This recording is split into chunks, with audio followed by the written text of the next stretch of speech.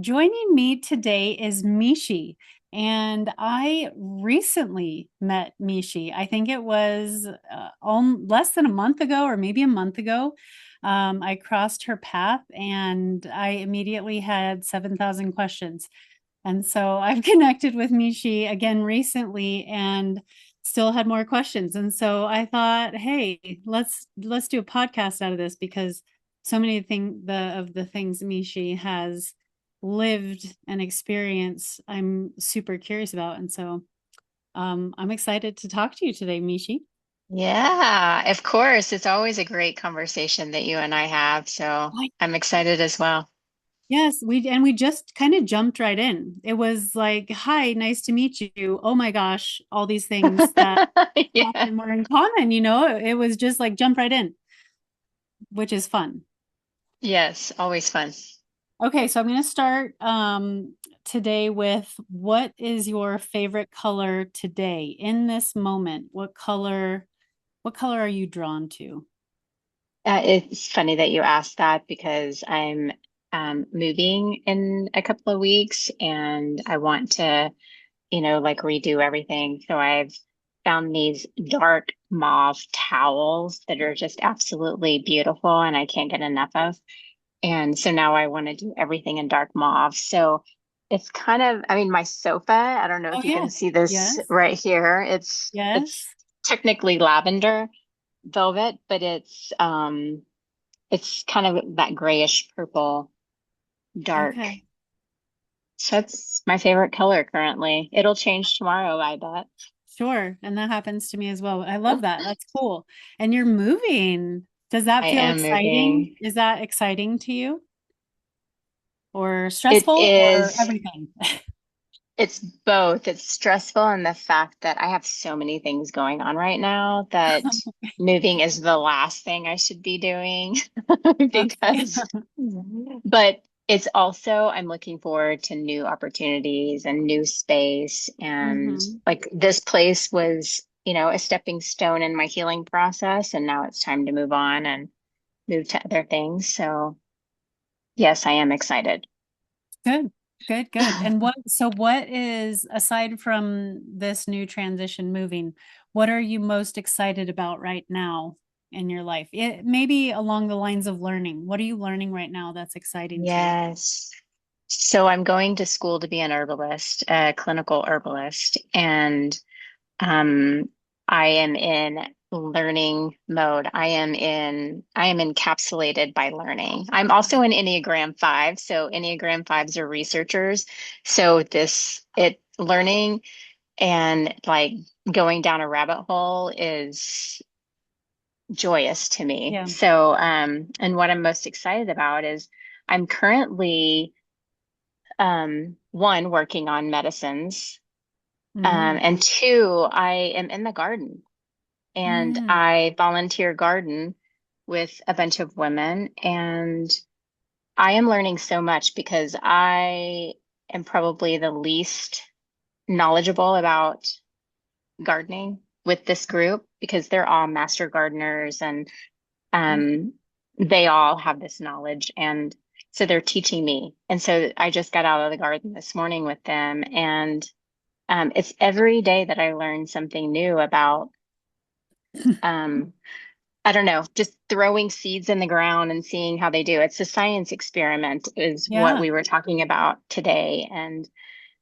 so it's just, I am so encapsulated in learning about gardening and how to take care of our soils and how to um, make everything so much more nutrient rich so that we can grow our own foods.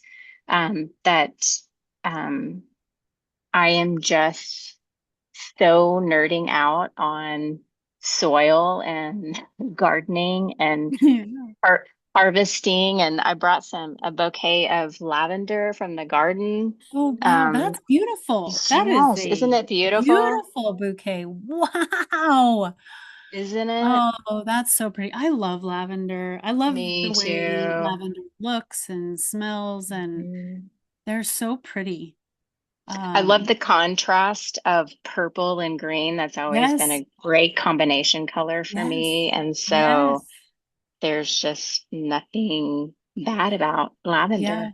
I agree. Those are two of my favorite colors, the green and the purple. They're Yeah. good. There's a layered connection for them for me. What are you learning about soil? What do I need to know, especially because you're in Colorado? What do I need Uh-huh. to know about Colorado soil to Oh my grow? gosh. We could talk about this for like 2 hours until I ran out Okay. of things. Yeah. There's this amazing documentary called Groundswell. Okay. And if you have not seen that, it is I think everybody should watch it. And I think this is one of the things that they should show in school. Like they should Yeah. teach people and kids how to not destroy our planet and our Yes. soil. I agree And with you. that, Part of the curriculum. Yeah. yeah, and to not, spray chemicals to kill everything. I think that's Hmm. the biggest thing. Where I volunteer is a organic, it's called Grow Local, and we provide food for food banks. So anything that we harvest gets taken to a food bank. Mm-hmm. And I think the biggest thing for me this year of learning is covering the soil to protect the moisture, to keep the moisture in the Hmm. soil, especially because our sun is so intense and hot Yeah. that it's very easy for crops to dry out because the Hmm. soil gets dried out, and just covering it with garden material, or a lot of people use the hay bales and they, Okay. Yeah. spread the hay out Right. over the soil around the plants. And it's amazing how when we go to the garden every week, how there's so much moisture in the Mm. soil, and how the lettuce is beautiful and the Mm. flowers are beautiful, and you would have no idea that their scorching sun is Wow. above us. So I yeah. that's one of the biggest things with soil for me. Okay. Okay, that's a that's a good tip. And how cool that the earth provides the shelter for herself. Yeah. That Yeah. we can use. Like, I love that. yeah. And, raking leaves in the fall. Well, Yes. put your leaves over your crops, Yes, we and have then actually done that. Yeah. yeah. So Yeah. many things. That's so good. I love that. Have you always been engaged with plants in some way throughout your life? Yeah. So I grew up in the garden with my grandfather. He always had Mm, a garden. hmm. Um, we lived in Oklahoma. I grew up in Oklahoma, and he grew everything. And Mm, so um, just being able to eat the fresh fruits and vegetables. He had orchard and also vegetable garden. And um, I've just always been the kid that was out digging in the dirt, making the mud pies, making the yes. herbal teas out of who knows what. I mean, Hmm. thank God I'm still alive and I didn't poison myself as a child, because it was Yeah. always, making these things out of plant material. And yeah, I've just always been fascinated by Yeah. plants and growing and being able to um, say, I made this. Yeah. Have you ever come across anything that I guess was like that where it surprised you that you were able to create it? I'm thinking like a tincture or a salve or something like that where you may not have heard of it before, but you kind of created it yourself. Has that happened for you? Yes, because I'm very instinctual. And Yeah. so I think, just for instance, I only learned about um, Gotu Kola in herbalism school. And Yeah. I Oh yeah. was looking through some of my spices and had discovered that I had actually had it Huh. for a seasoning, to help with my lungs, because I tend to get a lot of kapha in my lungs. And so I'm Hmm. always working on clearing out congestion in my lungs. And Gatu Kola is one of those, but it also helps with other things. And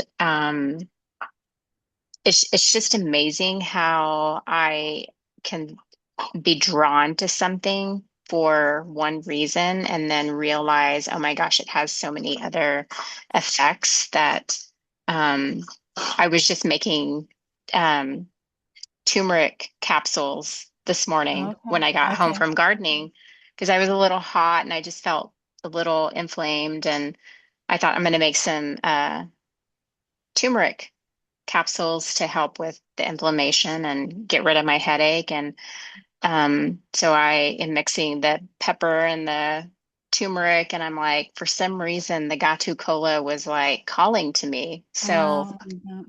you know, just thank goodness I have it sitting around. And I just thought, wow, that's pretty amazing that I've had this herb for probably a couple of years and not Yeah. realizing the actual benefits of my body actually needing it in other Yes. ways than just for my lungs. Oh, that's so powerful. Have you always Yeah. been aware of your intuition? Meaning, when you were a kid, were you aware that there was some kind of guidance for yourself? Or did that come over, has that developed over time? I have known it since I was a wee tiny Itty little bitty. flower Oh, in the garden.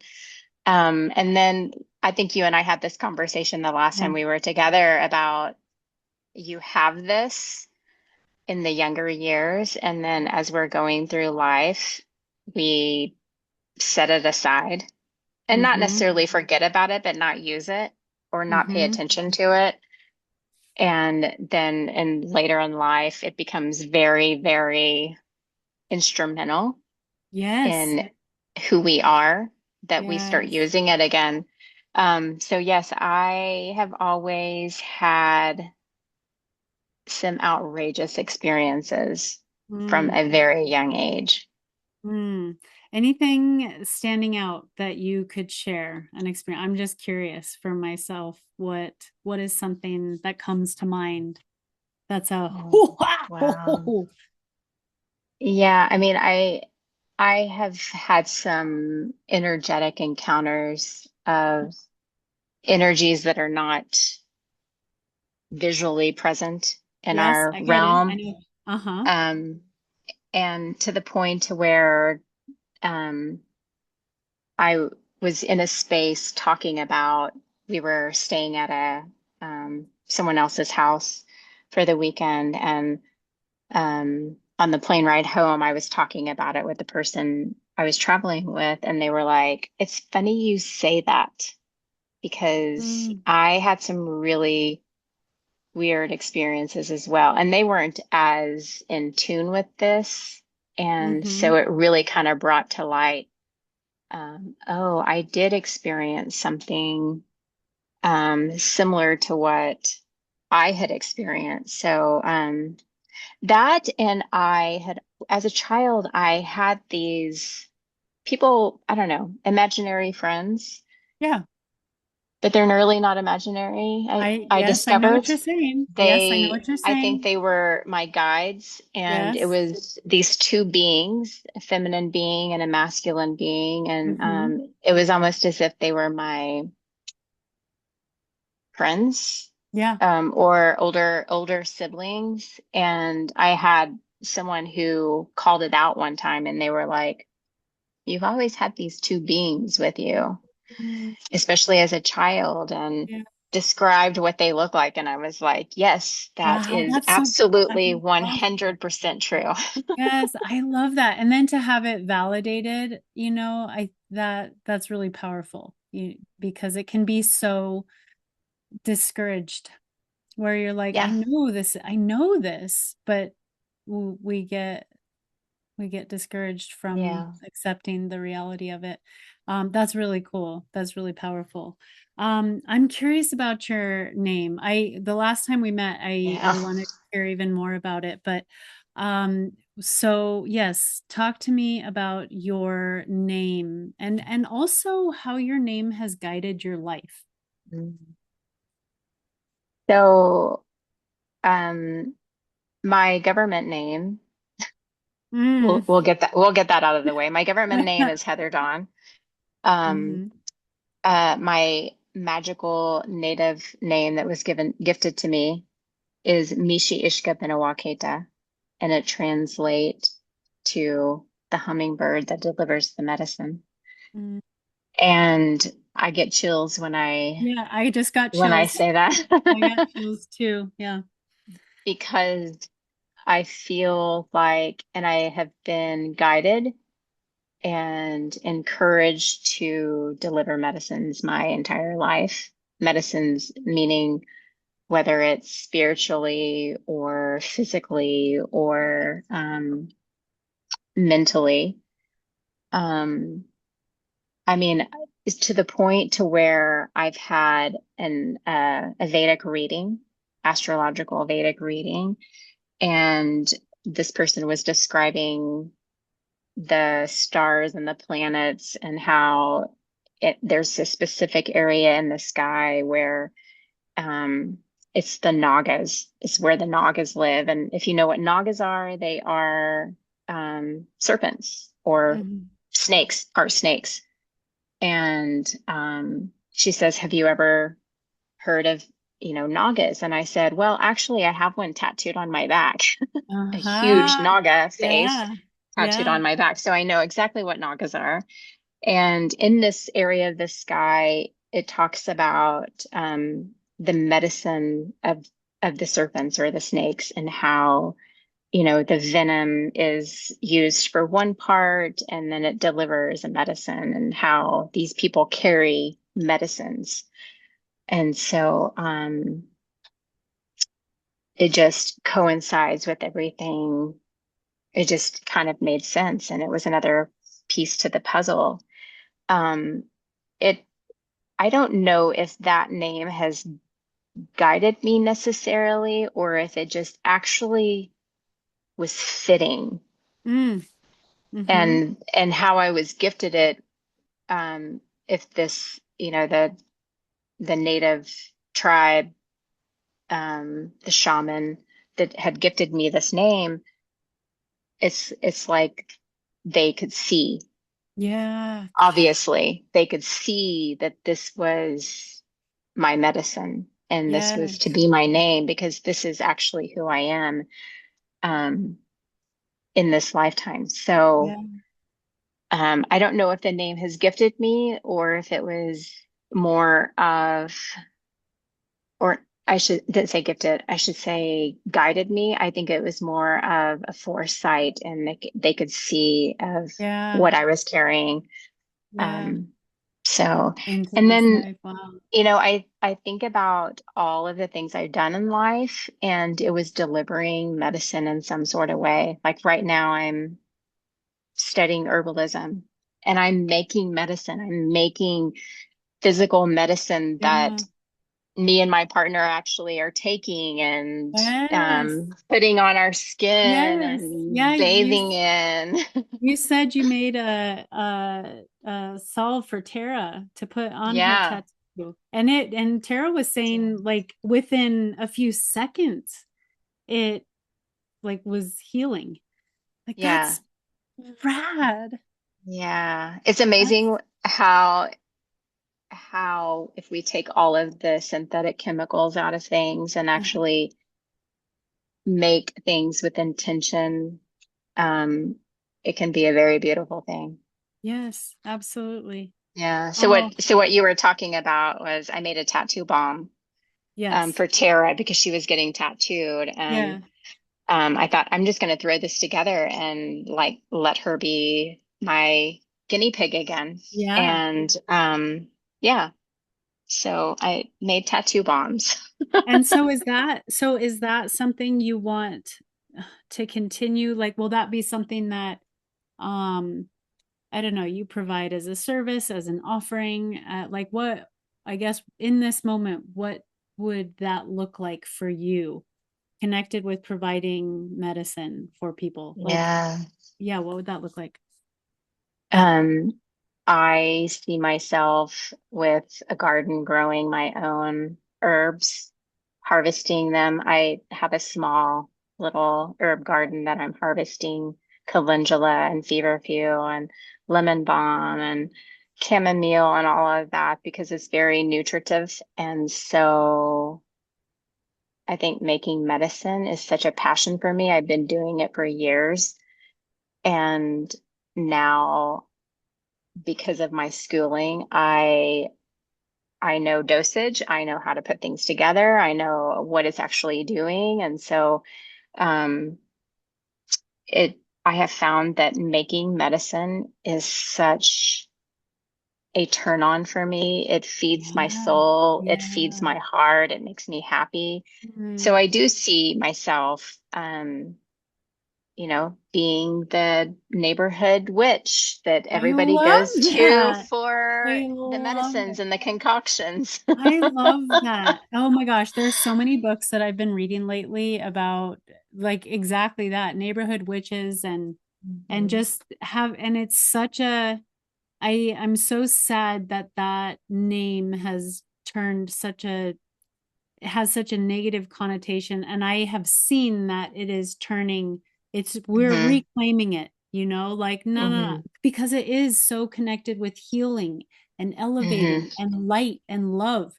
And it's like, no, you do not get to shift that into Yeah. this power over control, fear Yeah. type of thing. No, No. not today. We're we're taking it back. We're Taking taking the it word back back because it's and so freaking powerful, and it's for healing, and it's for Mhm. care, and it's interaction and connection with the earth. And I mean, why would we not?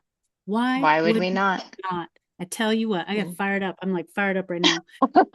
Oh my gosh. Same, Okay. same Yes, sister, same. it's such a I love it. I love it so much, and I think it's so valuable, and I get so I'm so curious about, the earth medicine. Um yeah. Okay, so this takes me to thinking of medicine journeys. We Hmm. were I think, just briefly talking before. I don't think we had started recording Yeah. yet. But yes, medicine journeys. What is your experience with medicine Mm. journeys? Why has it been how and why has it been valuable? Have they been valuable for you on your journey, your healing journey?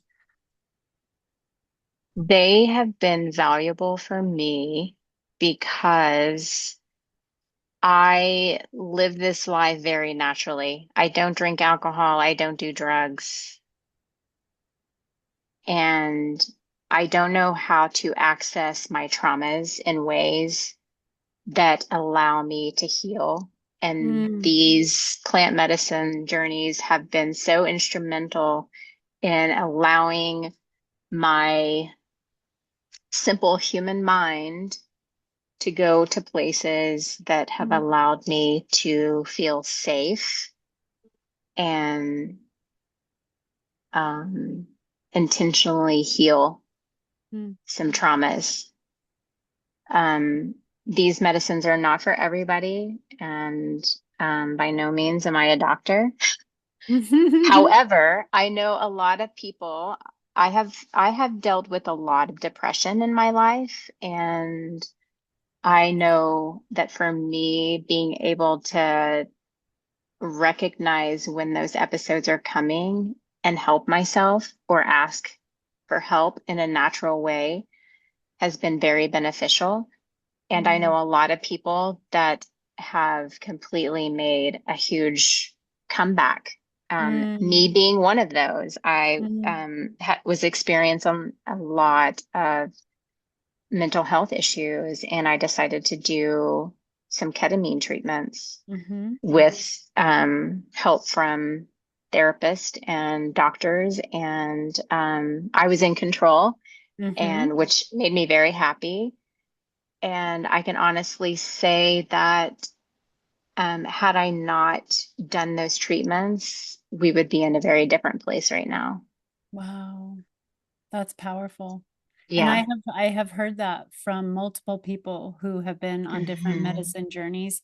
And I love how you said that it was like it was a safe way for you to be able to engage with your healing.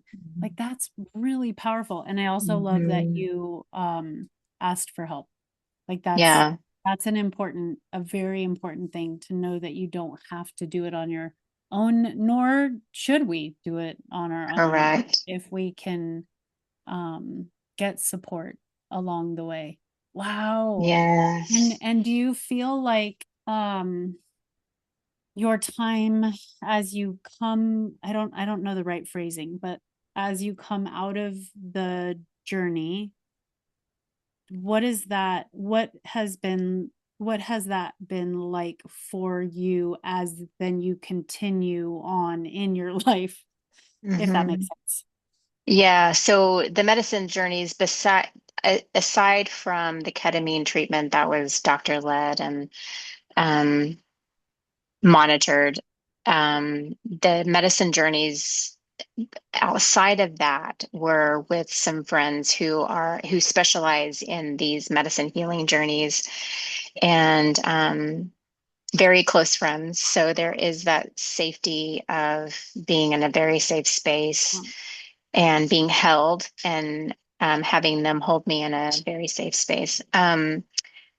Those journeys have been very amazing because I was actually able to deal with some sexual trauma. mm, And mm, there was never, ever a safe space for me to do that. mm, And these two individuals are some of the closest people I have in my life. And um, we still work on stuff when it yeah. comes to any of that trauma. But what it's actually helped me realize and how it's helped me function in life is to know that there is a different way. Mm, And there is if you think about it as the way we travel through Denver, we have I-70, we have 225, we have I-25. And what this medicine has actually done is opened my brain to other pathways. mm, So there is, Colorado Boulevard. There is, all these other ways to get yes. around an issue rather than the same way I've always been doing Yes. it for 50 Yes. years. Yes. Gosh, that is, there's so much power in that, like power for self and Hmm. empowerment, to know that. Hmm. Wow. I It's love also helped me to realize, like when I'm in the medicine and doing these journeys, I have this sense of freedom, which yeah. my soul has always been searching for. And Mm, it's really helped me, along with my guides, mm, Gigi and Efi, I love it. to exist in this world as free as I am in those journeys, Ah, as free as I am under the influence of these medicines. that's incredible. Yeah. And what a gift. And how powerful that it is, something that you were able to acknowledge and kind of, I'm doing a spinning motion with my hand because it Hmm. feels like you spin in and out, even though it's all connected and it's time space, who that's, what Hmm. are those anyway, but it's that almost movement through and with, and then continuing on and taking all of that with you as you Hmm. transition to this 3D that we're in. Wow, that's just, that's powerful. That's powerful. I love that. Thank you for sharing that. Um, Absolutely. yeah. And are you currently, I feel like this ties in my brain, it ties in. Are you currently a death doula?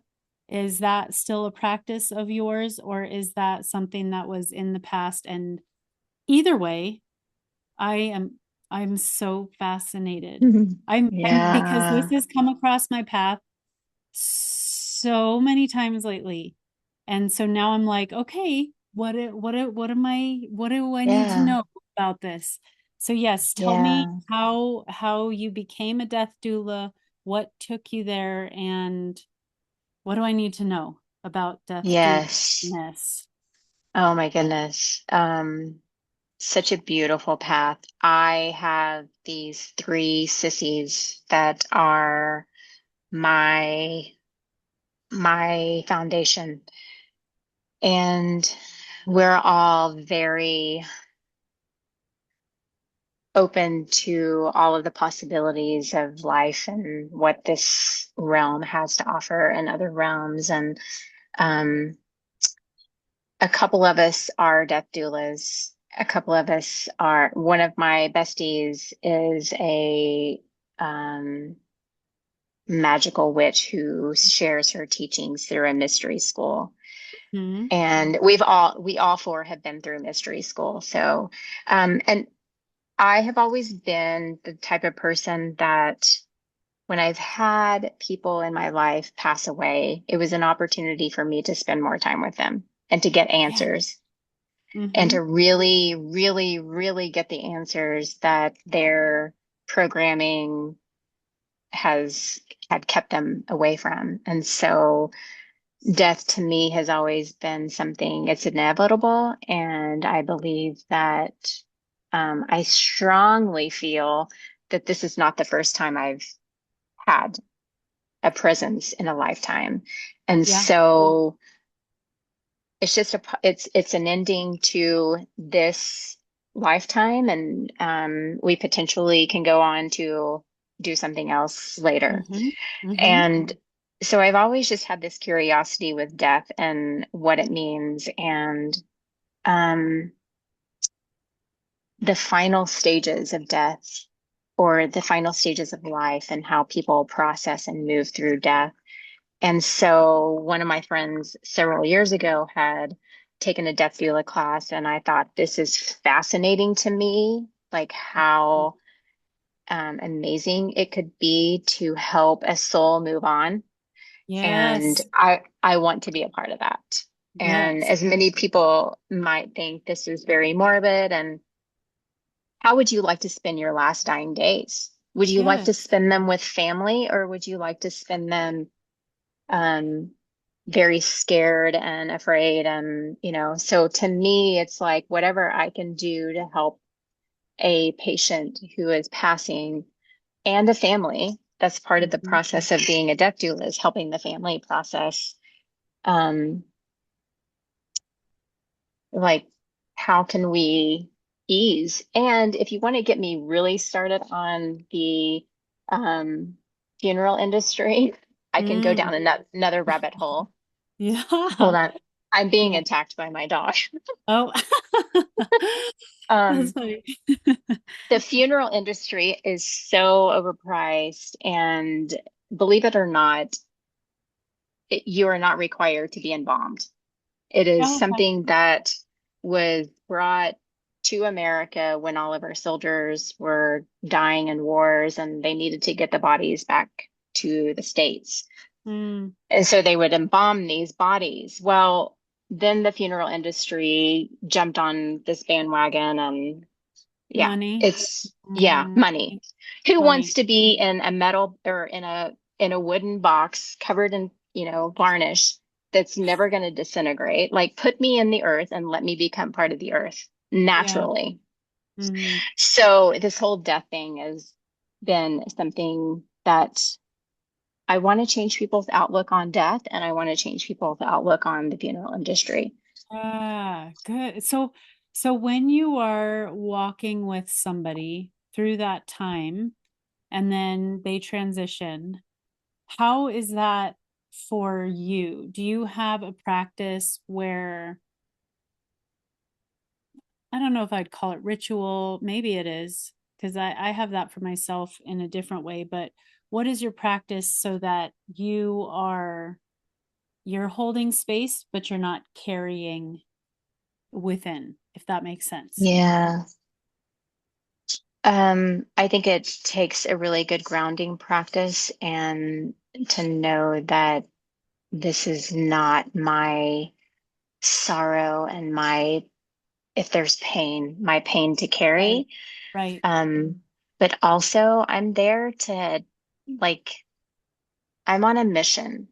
If I can make somebody's end of life and their family more comfortable knowing that they passed away, that they left their body in peace, Mm-hmm. and then the comfort of wherever they want to be, whether it's their home or their garden or wherever, Mm-hmm. and to honor this body, to honor the body. So whether it's shrouding, just I'm such a ceremonialist Mm-hmm. that I just want to make everything beautiful. Like, let's Mm-hmm. put flowers on everything. Let's make everything that is, dying or passing away. Let's honor Yeah. that. And so to me, it's more about how can we make this beautiful rather than let's talk about all the things that hurt. Not that I'm spiritually bypassing, but it's more about um, comfort and ease Yeah. and beauty. I feel like Mm-hmm. I also came into this life wanting to bring beauty to things. I mean, Yeah. I have a degree in interior design, so to me it's all Mm. about It's connected. making things beautiful. Yeah. Gosh, I love that word honor, and to honor that passage. I I so appreciate that. And I was visualizing the space that you were creating as you spoke, and it's like the warm, like a covering, a shelter, a Mhm. protection that you are helping to create and to move people through. And I think that is powerful, that moving through, moving with, moving alongside, Mhm. like journeying alongside people in that time is like that's really powerful. And so is that Yeah. because I've only come across um like even the idea of a death doula recently. Is it something that people do they just have to learn about it and request it? Is it offered to people? Like how would somebody get in contact? Do you know what I mean? Because I Yeah. mean, I'm just learning about it and this is not new. It's not a new Right. practice, you know? And so, and I know that when I'm passing on to my next iteration, I feel like I would want a guide in that way just to, Mhm. either help family. I don't know. But yeah, how do people access this? Um, well, you're not going to get offered it by a funeral home. Yeah. And Yes, true.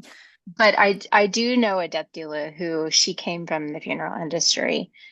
Um, I think just searching for death doulas in your area Mhm. is a really good start and learning about it Okay. because it's I feel like it's kind of one of those things where um, it's kind of still in the broom closet a little bit Yeah. Yeah. because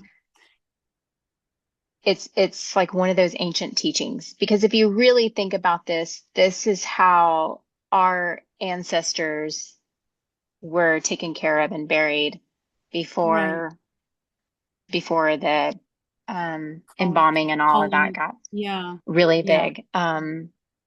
This is, the families were in charge of taking care of these bodies and putting them into the earth. And so I think just doing some research. And I also encourage people to research what you want to have done to your body, whether it's Mm, cremation, fire cremation, water cremation, or like a natural, where you basically are put in a mushroom suit and your body is, eaten up by the mushrooms and become part mhm. of the earth.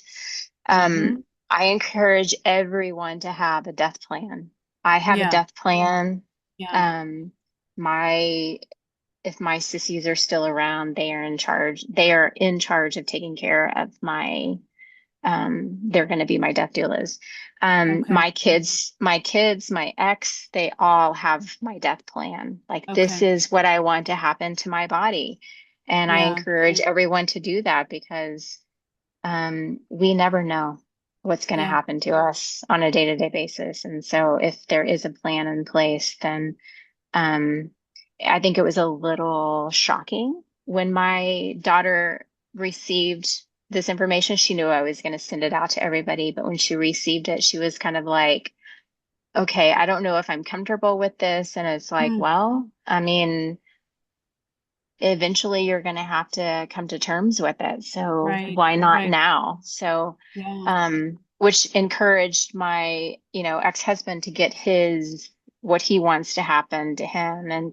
Um, and of course, all of my sissies have theirs and they've sent it to our group. So, we all know what we want to happen at our death. And Mm, it's not something that we need to read every day or look at every day, but it is something that if something does happen, we know exactly yeah. what to do.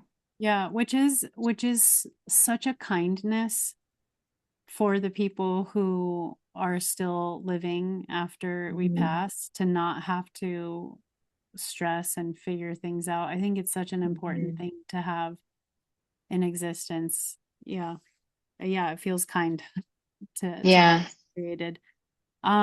So speaking of that, like that idea that, we're not guaranteed tomorrow, what does the beginning of your day look like? Like you wake up in the morning, how do you start your day? Um, well, I start with snuggles from my little baby dragon. Um, he does sleep with me, Mm, and he is my ESA comfort therapy. He's my love portal. mm, Um, Even though sometimes he can be a little butthole, he actually, I don't know what I would do without him. So mm, we have our moments where we connect, and then I do this ritual of making coffee. I roast my own coffee beans, so grinding them and making them in a French press. It's a whole ritual of the yeah, things that I do and yeah. the creamer that I make to put in it and the nutmeg on top. Um, and then I set out on my patio with all my plant children and Mm-hmm. we ease into the day and I get a Mm, game plan for what needs to happen. And um, sometimes that is working out, mm-hmm. going to the gym. Like this morning, it was going to the garden really early and um, harvesting for other people. And um, I'm getting ready to go on a trip. So it's, going to the supermarket to get stuff to snack on in the car. And Mm-hmm. um, other days, it includes my job or my Mm-hmm. jobs. And so, yeah, just strategically planning out the day with intention and movement, always adding movement into it, taking taking my little dog to we have a embankment that's a watershed. And so taking him up on that and taking him out into nature and letting him be wild and free for a little bit. Mm-hmm. What kind of dog? So What kind of dog is he? he is a Frenchie. He's a Okay. rescue Frenchie. I Yeah. rescued him from a really bad situation. So Mm, he has some quirks and some yeah. management that needs to happen. But Mm, he's 3 and I okay. got him when he was around 18 weeks old. Mm-hmm. So he had already learned some bad habits and um And then there's me, who is a love child who wants everyone to be happy, and I want to give him the best spoiled life ever. So my partner is the opposite. She wants to correct behavior and keep him on a short leash. And I'm Uh-huh. just like, but he was abused. Oh, yes. Yes. I shout out to Tara. Hi, Tara. But what I She's the hear dog from, trainer. yeah, she's good at it. She's really She's good at it. good. She lived across from us. Oh, I was like, you are dialed. Holy cow. She's, she's locked in. But what I hear, yeah, through all of that, and you said the word, be even is intention, like setting your day up Mhm. intentionally. And it sounds like you move Mhm. through your life very intentionally, which is Definitely. so powerful and so important. Um, and I appreciate how you show up. And it sounds like you are a massive creator of all the Mhm. things, interested in learning, experiencing, growing, expanding. It's like that just cycles through your life all the time. And because of that, it becomes an offering to the Mhm. people around you because you create with the intention of offering. I mean, it Mhm. sounds like you create with the intention of offering. Like even if it's not, I don't know. Yes. That's how it feels to me. So, It and it that's I also it also makes it a lot easier when life is lifing and you mm-hmm. have to pivot. It makes Mm, it a little bit easier to pivot when you need to pivot. If you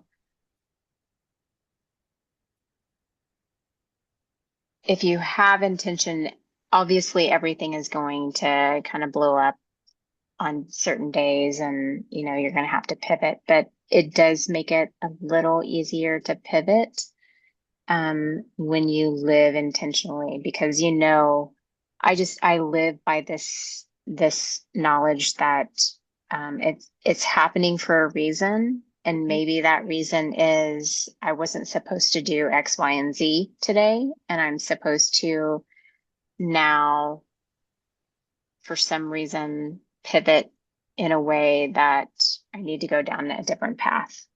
right. Yeah. So you move through life more with your hands open as opposed to holding on very tightly to a rope. Yeah, that calendar is written in pencil. It's never Yes. written in permanent That Sharpie. that is it. I love that. That is it. That is it.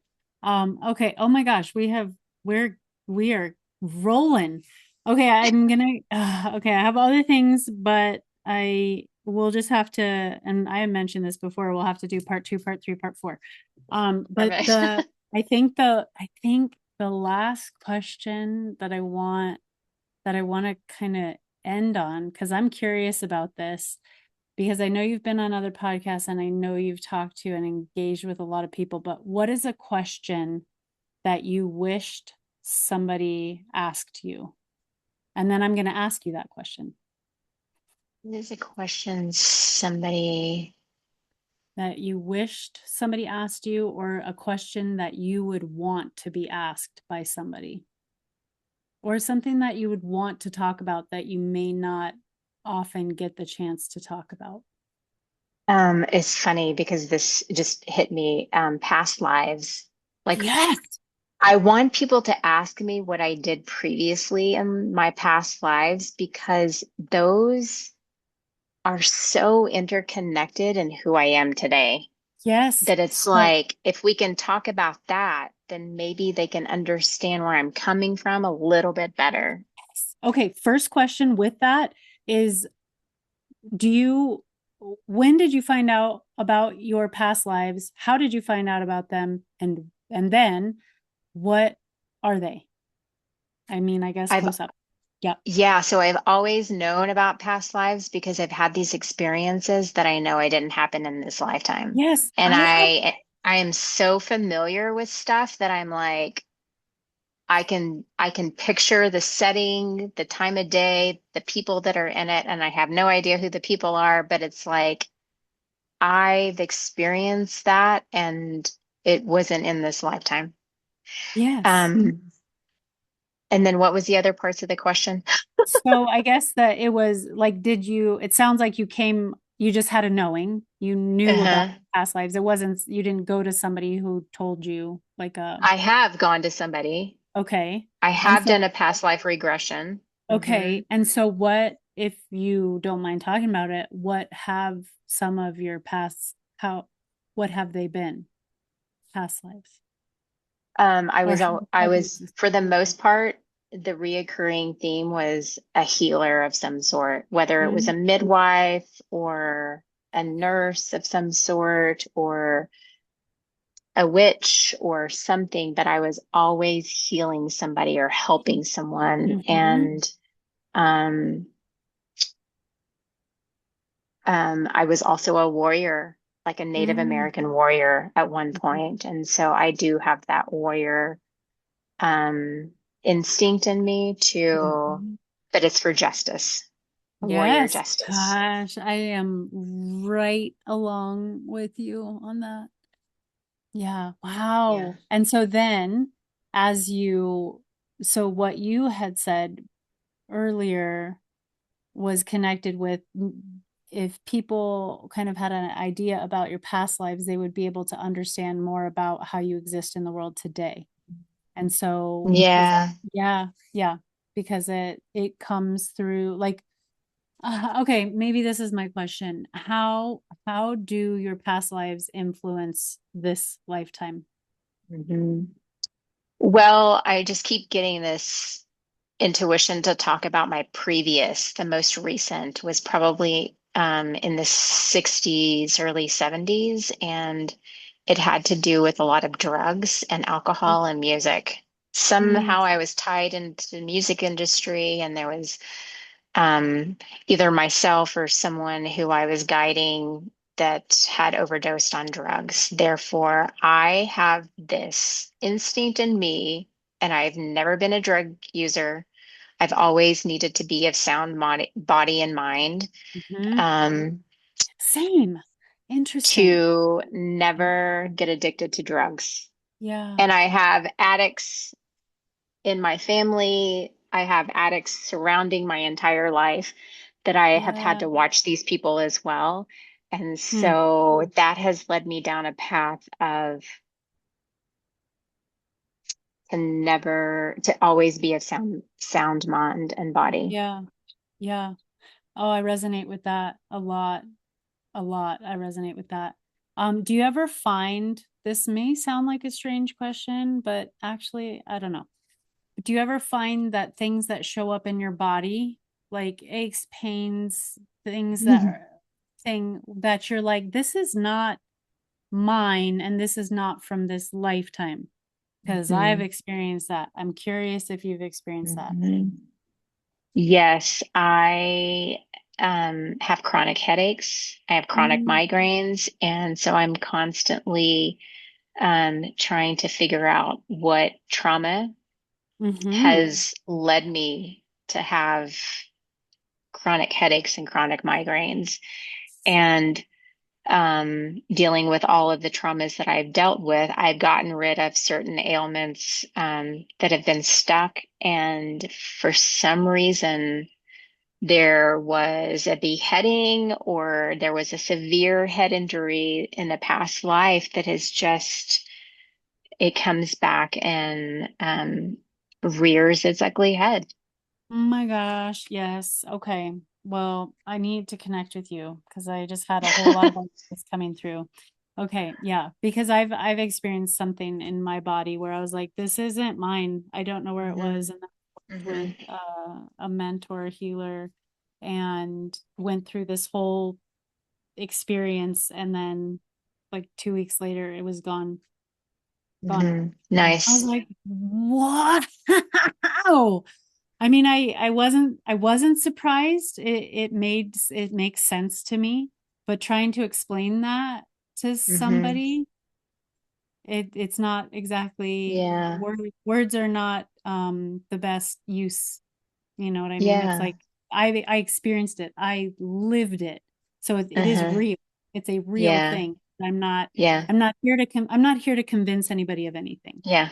Yeah. It's But almost as if we've had surgically attached when we were born, like a third arm coming out of our neck, yeah. and we know Yeah. it's not ours and we know it's not supposed to be there. Yeah. Yeah. And then part of the Agree. journey is like noticing it, being aware of it, and then what is it to what am I here to heal that isn't mine, Hmm. that I can heal for somebody else that had existed previously? Because that's how it felt. It felt like I was healing Hmm. something that existed before Hmm. this time. Yeah. Oh, Definitely. I love it. It pumps me up because I'm just like, wow, how powerful is that? That and it's not it wasn't exactly a joyful occasion. I mean, I went through stuff, but it Yeah. also wasn't I wasn't scared either. It was Yeah. just it almost felt like I wasn't it wasn't a vomiting type of thing, but it felt like my body was shoving out all the Hmm. things, and I had images that Yeah. came through, so Yeah. I knew where it came from and Yeah. what she had dealt with, and I was like, oh dang, okay. Yeah. It's funny you Thank say that you. because in a Yeah, medicine journey, there's been a couple of times where it was like, whether it was like a purging or some sort, and Gigi would ask me, where did that come from? Like, what yeah, was that? What yeah, was that? And I'm like, I don't know. I have yeah, no idea what that was. Like, it yeah. was just something that was living in my body that no longer wanted to be there Yes, anymore because yes, now I'm dealing with it and opening it up, and it's like, I'm getting that blank out of here. yes, for real. And there's a freedom in that. Yeah. And I like that. I like what you said because we also don't always have to know. We don't have to We don't know. have to know and we don't have to understand. Mm-mm. Sometimes it comes through, like my experience, I I don't see with my I don't have a strong clairvoyance, but I had a knowing about Mhm. who what this experience was. And I think because I was processing through it in this lifetime, because it wasn't actually happening to me, it Yeah. never felt scary. It was like, Yeah. you're just going to go through all of this, you're safe to go through it, and then it was gone. Yeah. And I love yeah, that. I know. I just it was I don't know. I this kind of stuff, it just I'm so pumped about it. And it's just Yeah. like yeah. So I like, I think at some point that might be yeah, I don't know. I'm just curious. I Yeah. like following the curiosity of that, but um Mishi, you are a big deal. And I have I don't know another about couple that. hours. Yes, you are. You are a super big deal. Holy crap. You do so much in the world. And yes, all of your existence is creating and offering. Like it's a cycle of creation and offer and creation and offer. Yeah. And you impact the lives and of people around you and beyond. So yeah, a big deal. And I'm Thanks. grateful for how you show up in the world. And I'm glad we were able to chat and talk about all this cool Me stuff too. because Me too. it's important. Okay, and if people want to connect with you, where might I send them if you want to be connected with Yeah. you? So on social media, which I am probably going to be turning one of my pages into more of the herbalist stuff, but I talk Good. about herbalism stuff on my current page because I mean that's who I am. And I Yes, don't want to good. separate the two. Lean So into it. on Instagram, I go as Sacred Mishi, Mhm. and that's Mishi. Um, you need a wristband to get in. So just message me. Just send me a message. Tell me what you're about. And if you're vetted, then I will let you in. Yeah. Okay. Because I, I I, don't I do keep that page a little protected because I mean, I've seen what happens to influencers, and I don't Mm, have the capacity. I'm only open for love. And yeah. not everyone is giving out love these days. So I do keep it a little shielded a little bit. So, Yeah. and I then understand. on Facebook, I go as Heather Dawn. I do have a TikTok account, but there are no TikToks on there because I am not that type of person. I just go on there because one of my besties at the time, TikTok was getting fairly new and she needed people to look at her and Okay. to like her content. So Mhm. we made her TikTok famous.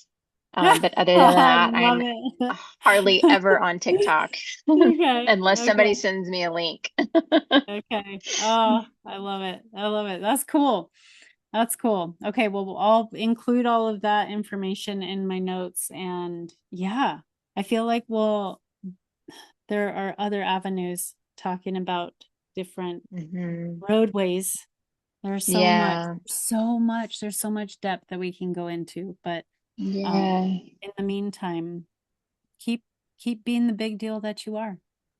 Thanks. You as well. Thank you for being open to my outrageous irreverentness. See, I I'm think right there there needs to be with more you. of us. I Oh, I I know. feel like that's the direction it's going because Yeah. that's raising the frequency. That's what we need. Yeah. So Weirdos unite. heck yes. That's it. I like it. Yeah, we're in it. We're doing it. We're doing it. Okay, we're doing it.